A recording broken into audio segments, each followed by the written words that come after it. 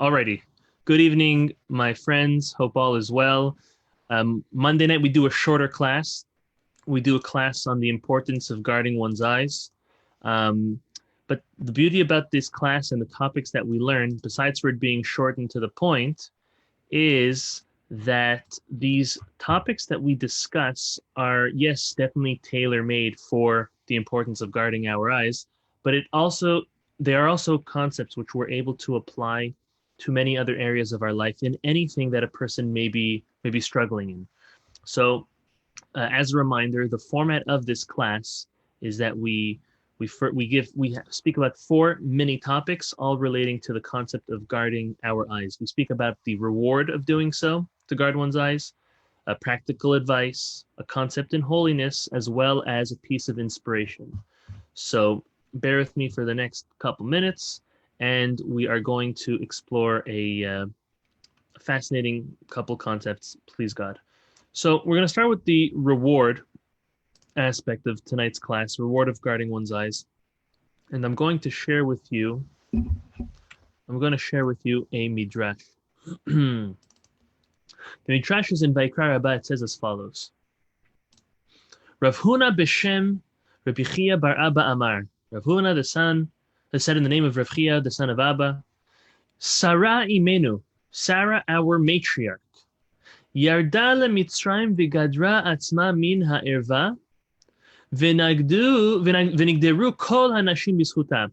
When Sarah our matriarch, when she went down to Egypt, she went down with her husband Abraham, and while doing so, she guarded herself. She made sure that she was dressed in a very modest way. She was sure that she was not being looked at by people who should not be looking at her. And her modesty, her guarding of her own self was something that, in that merit, all the other women did as well. Let's see where the Midrash is going. The Midrash says, Joseph, our righteous son of Jacob, Yarad leMitzrayim, when he went down to Egypt, V'gadar atzmo min ha'erva, he guarded himself from any promiscuity. He had a lot of temptation with the wife of his master. V'nigderu Yisrael b'zchuto, as well, the Jews in his merit, in Joseph's merit, were able to guard themselves from promiscuity and from inappropriate things. Amar Rabbi Chia bar Abba, to finish off, Kedai haya gedor erva be'atzmo shenigalu Yisrael al yado. Rabbi Chia bar Abba continues to say that it is so great for a person to guard themselves from anything inappropriate and promiscuity, because in that person, just one person, can imagine many, but in that person's own merit, it is worth it for the entire Jewish people to be freed from exile, to have their salvation. So what the Midrash is telling us is something very, very important, that it's really applicable to us all, that whenever we are somewhere, there's two things going on. There's us taking in whatever is in that environment. We, as nature, as human beings, we start mimicking and acting like the people around us. For example, if you are always around people who dress a certain way, who talk a certain way, who eat a certain type of food, who do certain hobbies and pastimes, eventually you're going to start doing the same. For example, before I moved to Florida, I wouldn't go out in a polo shirt or maybe in a shorts and t-shirts, but that's what people do around here. So sometimes I'll permit myself to do so. And the way a person speaks is very, very much indicative of the people they spend time with. God forbid people use swear word or false language. That has a lot to do with one's surrounding. So there's that aspect. But there's something else the Midrash tells us, is that although you are a product of your society, as the Maimonides tells us, but we also have the power to influence our society. Our good traits and our own control rub off on our surroundings and are able to elevate others, as we see by Sarah, our matriarch, and we see by Joseph, the amazing Joseph, the righteous Joseph, Yosef HaTzadik. Rav Tzadok Milublin tells us that Egypt was a place that had a very low spiritual standing. It was a place that was full of filth and promiscuity. God deliberately placed the Jewish people in exile into Egypt in order to prove, in order to test us, to show us that we are different than them. We operate in a completely different manner. The Shem Shmuel says that the very last war before the Mashiach will be fought by and won by the descendants of Joseph. The reason for this is because Joseph guarded his brit. He guarded his covenant with God. And all those, says the Shem Shmuel, all those who follow in that path will be victorious in the final wars of Mashiach, just as Joseph was. That's a fascinating concept. Torah HaKodesh continues and says, there's a verse in Iyov that he learns. I want to share the verse with you. It's quite a deep verse. It says as follows. This is in Iyov chapter 22, verses 29 and 30. It says, Ki shpilu vatomar geva. When others sink low, you will say it is pride. Vishach, this is what I want to pay attention to. Vishach enayim yoshia. For he saves the humble. Shach enayim means someone that looks down. Yoshia will be saved. Or he actually saves. Next, Yemalet naki v'nimlat bevor kapecha. He will deliver the guilty. He will be delivered through the cleanness of your hands. Asks the Torah HaKodesh, he says, V'shach enayim Yoshia sounds like he is saving others. It doesn't, the proper terminology in Hebrew is teaching us over here that a person who's humble, a person whose eyes are low, is saving others and will deliver them, will deliver those others who are guilty. He asks, why is that so? He says that there's a proof from this verse that anyone who lowers their eyes is helping and providing strength to others. Meaning, when a person has a temptation to look at something inappropriate or to do something inappropriate, by them overcoming that temptation, they are also providing help, strength, and assistance and merit to others as well. Remember, 2 weeks ago we learned that we provide merit and strength for our own descendants. Tonight we're learning something else. Tonight we're learning that it doesn't only apply that when we overcome something, we are helping our own descendants, we are actually helping anyone that has that very same need. The Ramchal, before we move on to the next concept, the Ramchal of Moshe Chaim Luzzatto tells us a fascinating concept. He says, we have to realize as human beings that just as we have the power to draw ourselves towards a place of purity, or unfortunately to draw ourselves towards a place of impurity, we have to remember that we also have the power to impact the entire creation, the entire world, not just those who, as we originally said, are in our social sphere, are people that we may directly influence, hopefully in a positive way, God forbid in a negative way. So what we're coming at from tonight's first concept of reward is that by guarding our eyes, we are helping others to do the same as well as hastening the coming of the Mashiach. That's the reward for this evening. Advice. Practical advice. Take a look at your screen. We have a midrash tells us as follows. Bo ur'eh derech hatzadikim. Come and see the path, the way that righteous people act. This, by the way, is very applicable to the concept of guarding our eyes, but we're going to see this is practical to every single person who wants to repent and grow with God. Look at the way of the tzaddikim, the Midrash says. That which they have spoiled, that which they have corrupted, they go to fix. They go and they make it better. How so? The Midrash continues, a righteous person in the very same thing, in the very same way that they sinned, that they faulted, they made a mistake with, that is the exact way that they are going to do something positive. They're going to do something good in the very same way that they did something negative. So what does that mean exactly to us? Rabbeinu Yonah tells us that this concept really, really applies to any sin that any person did with their body. Meaning, a person who committed sin with their hands, they hit people, They stole from people. They did horrible things with their hands, God forbid. Through their hands, they need to do mitzvot. There's another midrash that says you should take tefillin and wrap them on your hand. You're doing a mitzvah with your hand now. You should give charity. You took, chas v'shalom, you stole, now you give charity. Whatever you did with your hands, in a negative way, try to do a positive way. A person whose feet used to run to sin, you need to go and run to the synagogue, and run to the study hall, and run to do mitzvot. Every single part of our bodies which have sinned, we need to try to use that same body part to do something positive, to do a good deed. That is the way of the righteous, explains Rabbeinu Yonah. And he says when it comes to anything that has to do with which is inappropriate, a person did something inappropriate in any realm of immorality or promiscuity, you know what they have to do? He says they have to make it a habit to look down and away. Look down and away, and that serves as a protection. He explains that we need to make it a habit to train ourselves, to shut our eyes when something inappropriate is in front of us. Whenever it comes into our sight, we need to turn it away. Through the awareness and through the practice of this is one great way for us to grow in the concept of guarding our eyes. The Reshit Chochmah says that there's a tremendous benefit in looking down, and that is that it promotes humility and shame.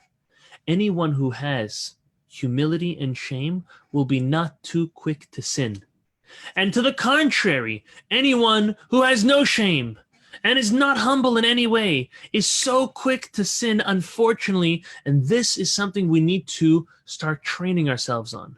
So, this evening's advice is that we need to train ourselves, even though it's against our human nature, to not be overly curious. We don't need to see everything. We don't need to go everywhere. Where we know that there may be a situation where we may, unfortunately, stumble and see something inappropriate or do something inappropriate, God forbid, we need to train ourselves to look down, to look away, to learn to shut our eyes, because that will help us and guard us from any of those types of issues. With regard to the idea of holiness, Kedusha, which we've spoken about again on a weekly basis, and that means to raise ourselves to a higher calling. The Ramchal, Rav Moshe Chaim Luzzatto, tells us that we only receive our holiness from God. It's only because God gifts us from a part of Him that we have that opportunity to connect ourselves to Him and raise ourselves up to a level of holiness and purity. And we are able to raise our actions, our physical actions, to a holy level as well. And look how he proves it. This is a fascinating concept. He proves it this is in chapter 26 in Mesilat Yesharim. He says, what do the Kohanim do in the time of the temple? They eat sacrifices.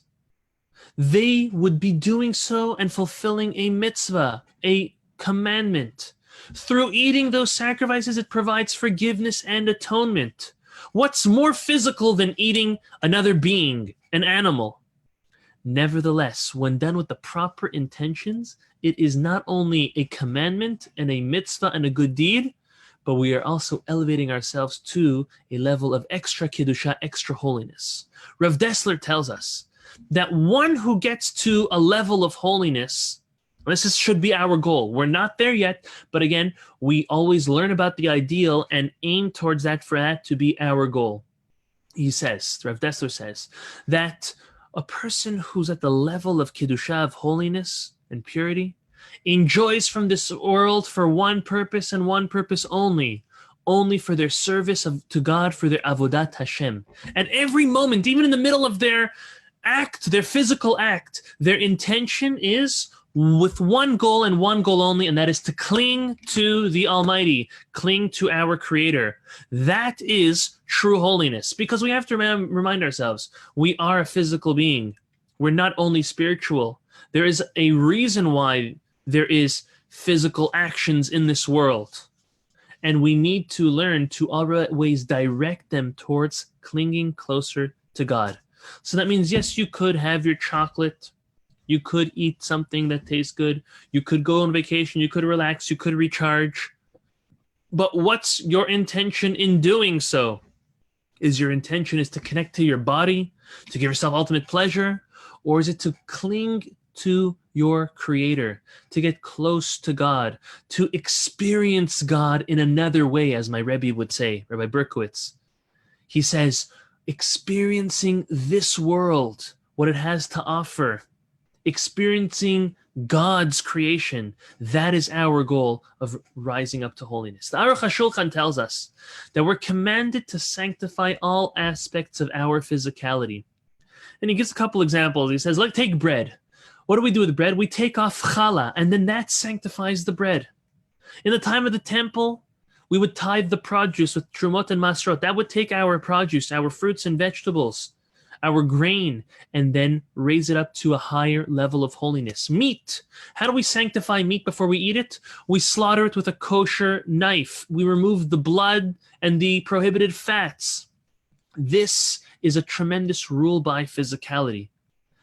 And that is that we acquire and we merge ourselves to the physicality in a method of holiness. Meaning you have something physical, in order to acquire it, in order to merge it with holiness, we need to do something to it. And when we do that something to it, we now raise it, all based on the way God tells us to.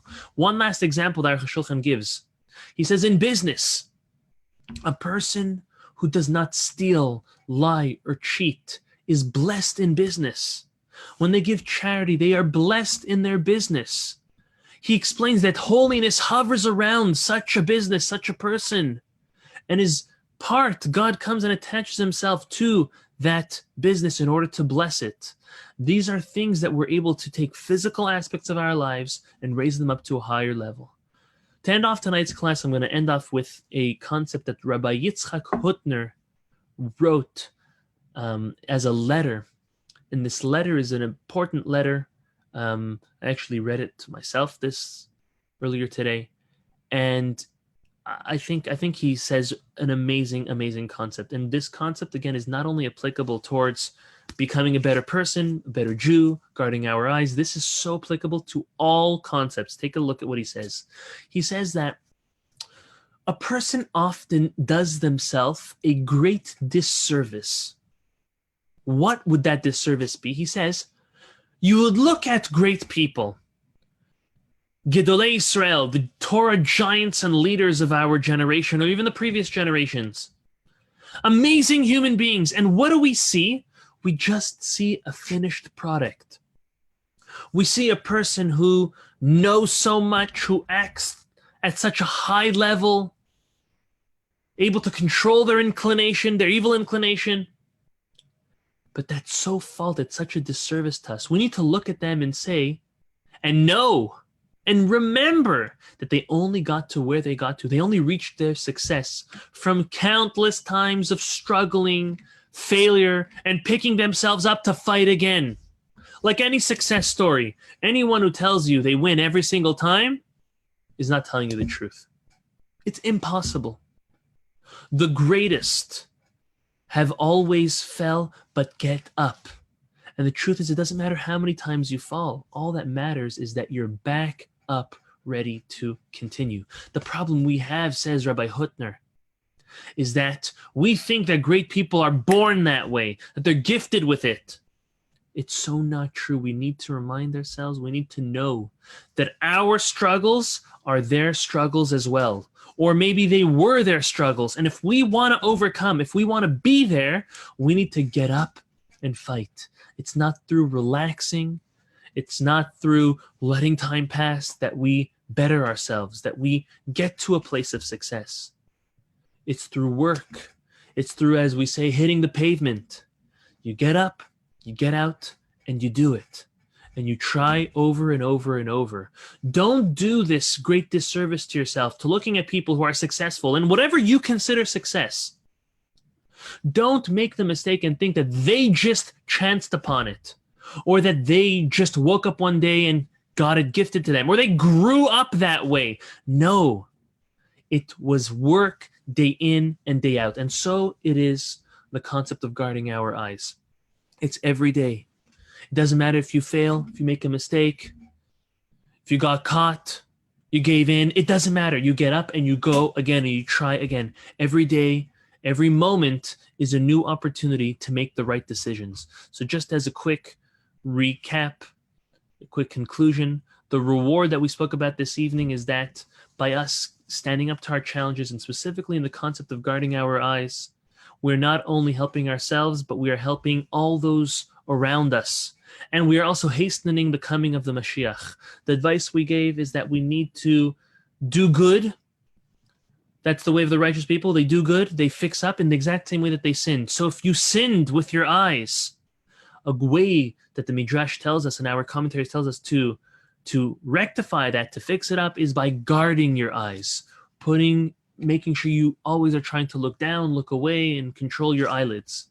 The holiness aspect we spoke about tonight is that we are able to rise above, we're able to take the physical aspects of our life and bring it up with us in order to cling to God, to cling to our Creator. And the inspiration is don't look at others and think that they came out perfect or they were born perfect.